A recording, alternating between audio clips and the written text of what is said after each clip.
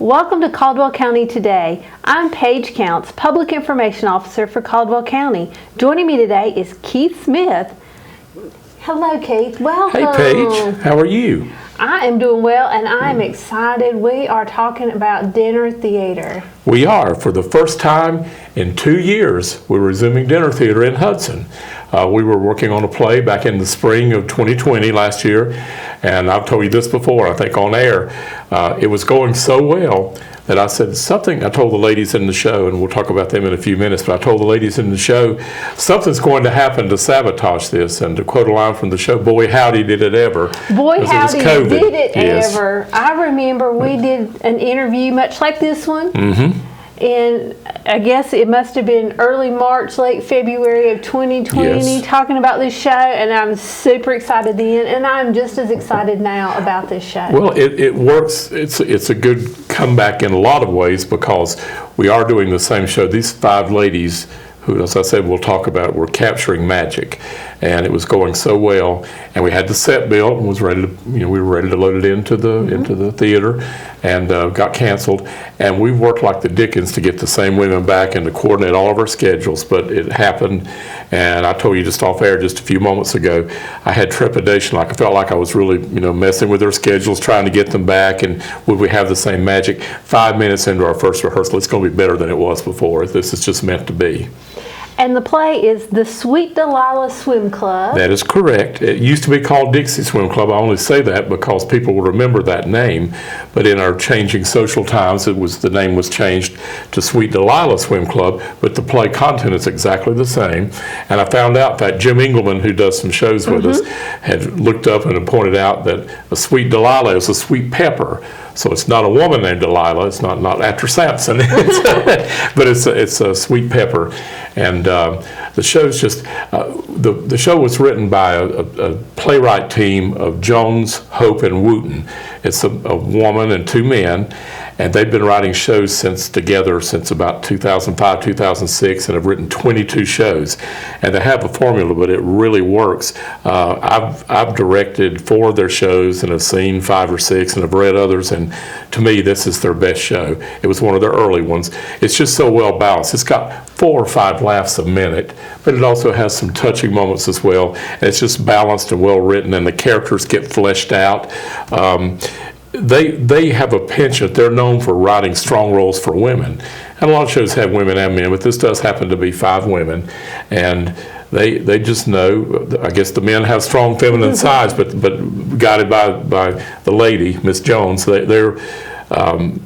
just really write good roles, and they're not caricaturists. They actually have some substance and an arc, and the ladies go somewhere and the roles go somewhere.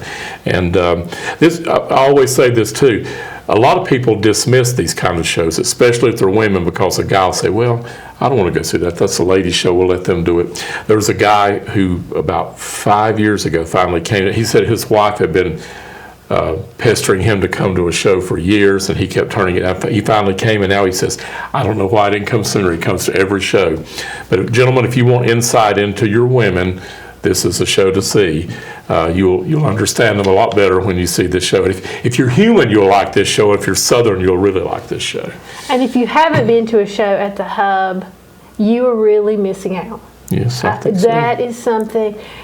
It's good entertainment. It's a good date night. It's a good girls' night. It's a good family night. Yes.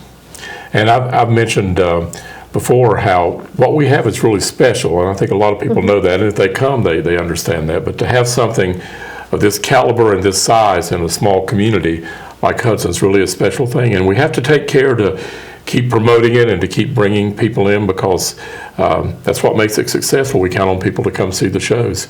So I'm very happy with the work we've done there, and I've always said I'm smart enough to surround myself with good people. I have good cast who are not only good actors and good performers, but who are quality people as well. And it comes through, it really does. It does come through. Talk to me about the growth of dinner theater. You've been doing this for a number of years, and you've really seen a steady increase in attendance. We have. It started with Ann Smith, who's now a councilwoman in Hudson, and Rebecca Bentley, the former town manager, and Jimmy Hemphill and they met with me back in 2003, and we talked about doing a show, a one-time show, and it was Dearly Departed which the Jones lady wrote along with somebody else, but not this team. It was before then. But I said, you can't go wrong with this comedy. It's about a funeral, but it's a hilarious show. And the week before we opened, there were a lot of things that were rough, and I remember Bill Bean, the mayor at that time, and Rebecca Bentley were saying, I just think this is going to probably be a disaster. It turned out to be wonderful.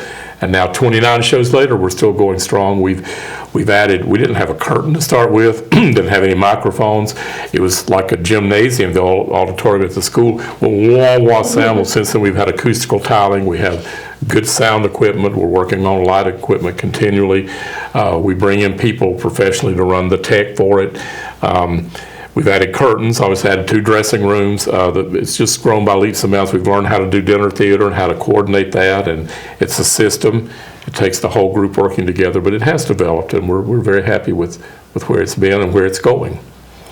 Now, unfortunately, we are still living in the time of COVID. Yes. So there are going to be some COVID protocols in place for this play. Tell us about those. Yes, I'm not sure of the mask situation yet because it's still, at this taping 3.5 weeks away.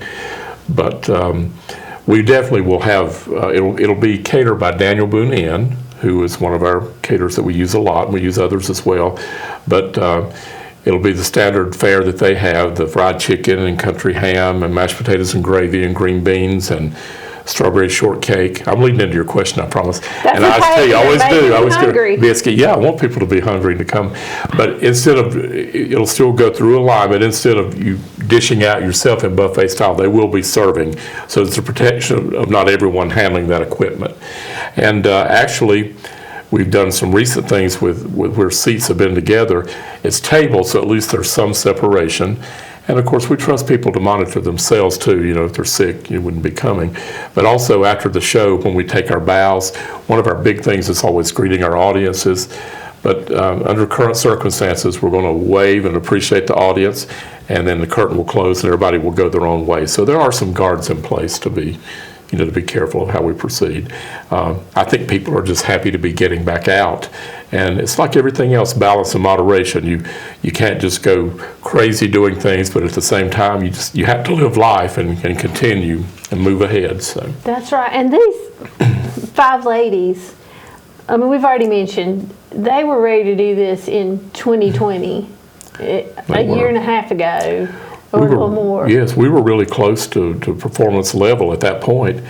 And after a layoff, you still have to come back and start again. But I'll mention the 5 ladies in the show. Let's talk about those 5. The 5 ladies are Angie Warren, who has done some shows there. She and her husband Bill own the Gold Mine Jewelers in Hudson, and she has a real penchant for comedy, and it seems like she always plays a woman who's been put upon by her husband. It's good that in real life she has a wonderful husband, but we joke about that.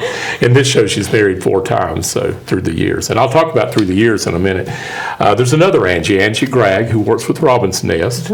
I think is the executive director of that now, and Angie Gregg, and she has done 2 or 3 shows now at the HUB. She's done other shows in the area, but she's wonderful. Just all these ladies are perfect for the characters they play. Then there's Holly Dagenhart from Hickory, who did her debut in Hudson. She played Grace to my Oliver Warbucks in Annie back in 2016, and she's done like 3 or 4 shows since then. Bright Star, most recently, a couple of years ago, which was her last show before this one in Dinner Theater. Does a marvelous job, very talented. And then there's the Dinner's Ready. Dinner's Ready, yes.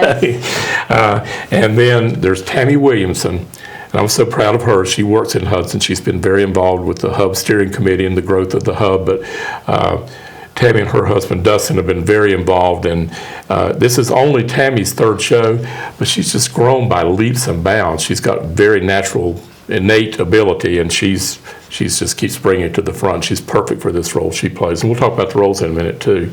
And then the 5th character is Emily Kurtz, who is the costumer for Hickory Community Theater. And the first show she ever did in Hudson was The Sound of Music back in 2013. She was the love interest of the captain before Maria came along and ruined everything for them. But they're all perfect for the roles. Emily plays the character Cherie Hollander, and these ladies were swim teammates on a college swim team, and they became fast friends over the years, and so every year they come to the Outer Banks for one long weekend in August to celebrate their friendship, and occasionally they'll see each other during the year, but this is their special time together. And the first scene in the show takes place 22 years after they graduated from college, and the next scene is 5 years later. And the next scene is 5 years later. And the last scene is 27 years later. So they age over a 37-year process. It's fun just to come watch that in the show. But Cherie Hollander, Emily Kurt's character, was their captain. And she still takes control of everything and plans their itineraries and has all their healthy snacks ready and everything. When she turns her back, they spit the snacks out because they're not that good. So she takes charge. Dinah, the character played by Tammy Williamson, is a lawyer, an Atlanta lawyer now. And she's a tough lady, but still has a nice, softer side once you see that come out. But again, she's perfect for that role. Poor Angie Gregg is Bernadette, who has misery upon misery. We won't give it all away, but she has accidents and problems with her truck breaking down and her house burning down and with her husband, and she's just really the put up on one in the show, I would say, most likely. And then Angie Warren is the flirty one, Lexi. She's the one that's always, checking out all the men, and she tries to have healthy relationships, but somehow it just doesn't usually work out for her. But all these ladies are there to befriend her. And in fact, one place, Tammy Williams' character says, his name was what Leonard says, I just call him number 4, that way I don't get too attached. And then, who am I leaving out? It's Holly Dagenhart. She plays Jerry Neal, who is a nun when the play begins, but at the end of the play, she's very far from that. You'll have to come see it. We won't give that away. Don't give anything away. She is the really sweet one in the show. She really is very naturally sweet. The character, they're all sweet ladies in real life, but they're all perfectly suited for their parts. And Carolyn Eichert, who is the stage builder for this show, and we've already constructed, we just have to load it in this coming weekend from this interview. But she came and watched rehearsal this past week, and she's just in awe of what these ladies, I'm giving them a lot of direction, and they take it well, but they have their own ideas, and the spacing on the stage, the timing, the little nuances, how they play off each other, how they develop their characters, it's really a very high quality. And I'm very proud of them. They're doing a great job. And then Bethany Bumgarner Kirby helps hold us all together because she's the stage manager and handling props, and she always does such a fine job. So it's I get the privilege of spending time with 7 ladies almost every evening, and very, very privileged and honored to do so. But this play it's fun. It's mainly fun, but it has a little message too, which I like that as well. So. At the HUB, one of the things I've noticed is you produce great productions, but just about in every one you leave feeling good. There's something about it where you leave uplifted, and I think this show's going to do the same thing. Well, I always say that there are 3 levels of theater, really. First of all, you got to be entertained. It doesn't make sense if you don't. And then the second level is there's some feeling. But the third level, and the one I really love to achieve, is when you make people think, not make them, but you allow them to think and to form opinions, or maybe even to change their viewpoints on some things. And this all allows that. This is more, it's not a deep play in that you don't have this journey where things change, but you do appreciate the journey of these friendships over the years, and it can show you how in your own life you can develop your friendships and how important your friends are to you, and how we never need to waste time, because it's very precious. It's a very precious commodity, and we need to embrace it every day. And I think that show does show us this, and people will leave feeling good from this show, definitely. When is the show? Yeah, we better talk about that. We better talk about that. Yeah, we have this mysterious show. It's out there somewhere in the realm, but we'll bring it in now. I told Paige I don't know what I would say during this interview because it's been a long day and I'm tired, but it's... the show runs November 4th, 5th, and 6th, and 11th, 12th, and 13th. That's a Thursday, Friday, and Saturday in November. So it's from this taping, it's about 3.5 weeks away. It begins at 7:30 every night, but it's preceded by dinner by Dan'l Boone Inn, and we talked about the menu already. That's at 6:30. If you choose, to come see the show and not eat, you can sit in the balcony, which is a great overview of the show. You get tickets by calling. The 3 ways you can get tickets. You can call the HUB Station box office and talk to Janice Woody, and the number there is 828-726-8871. or you can go by in person and procure tickets, but they all go through tix.com. So we are with an official ticket service now. And so tix.com is tix.com, and you can access that very easily through the town website. I'm very illiterate social media wise, and I could do it right away, so any of you can do that. But once you get to tix.com, you can just go on and purchase your tickets online. So even if you go to see Janet, she will do that for you down at the hub when you're there or when you call. So it ultimately goes through them. So those are the ways you get tickets. Tickets are $35 for the meal and the show, and $17.50 for the show only.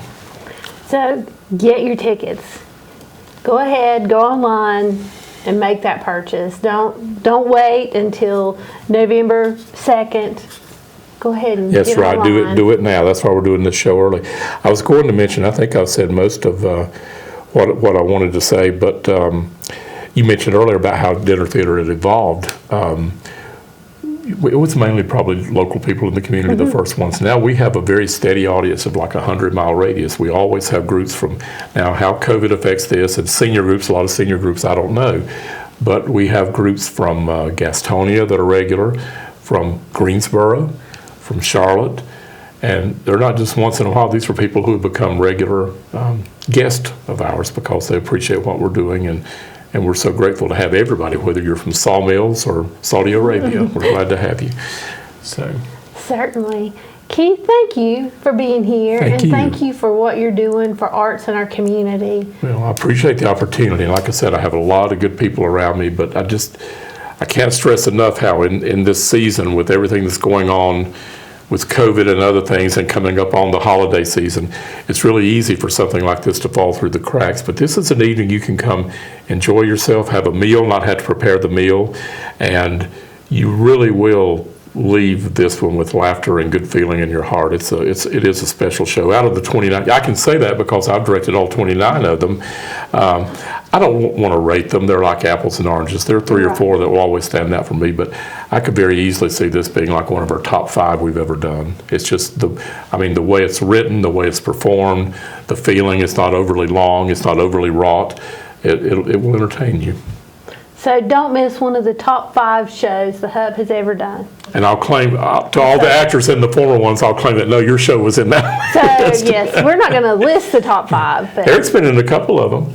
And his was definitely in that top 5. Well, I didn't say that, but no, Eric's great. You need to get him back down there more often. Eric, there wasn't a role for you in this one, but I'm talking him out in the studio because it was all women. But it's all women, so there you are. Keith, again, thank you. Thank you, Paige. You're always very kind to accommodate all my activities, and I really appreciate it. We appreciate you and all that you do. Thank you. And thank you for watching Caldwell County Today.